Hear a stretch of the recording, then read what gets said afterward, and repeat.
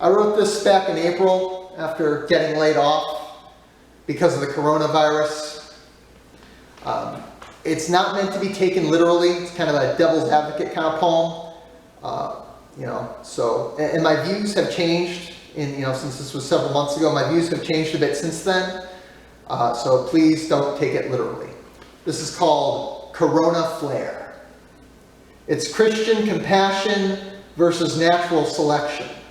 It's teachers and doctors versus retailers and manufacturers. It's giving up our comforts versus giving up our elders. It's giving out a question with no correct answer. Americans, we love our yoga classes, strip malls, watching hockey, baseball, and basketball, and no virus or decree will infringe on our liberty. Well, maybe, if we truly feel the gravity.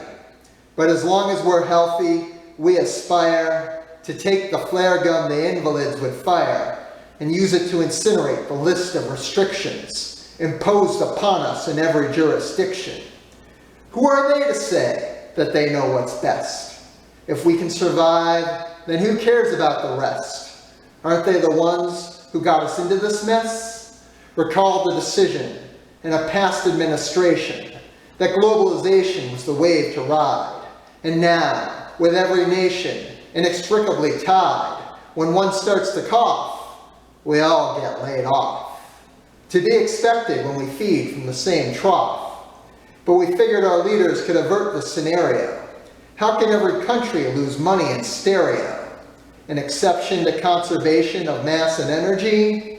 Just an illusion that determines our reality. So let's make a new one with a braver union that says to those who retired from their labors, it's okay if you die. We won't do you any favors. We've got bigger concerns as the economy craters. Besides, their lives are nearly over anyway, and they had plenty of fun and drugs in their day. And due to dementia, they won't even be aware when the nurse says, sorry, we're all out of air. Do we have what it takes to pull the trigger? Of course, short term, the problem gets bigger. But that means we'll return to normalcy sooner, with fewer closures, and yeah, fewer boomers. There will be no need to flatten the curve, and dragging this out seems rather absurd. And if it's only the folks who have nothing to do, oh, wait, we could be put on ventilators too? Perhaps this path forward should be reconsidered, or else our breathing could be severely hindered. And the last thing we want is another obstacle that keeps us from being independent and successful. So all right, fine, we'll convene by computer, and we'll try to live with an uncertain future. How much worse can all this get? All this death and unemployment?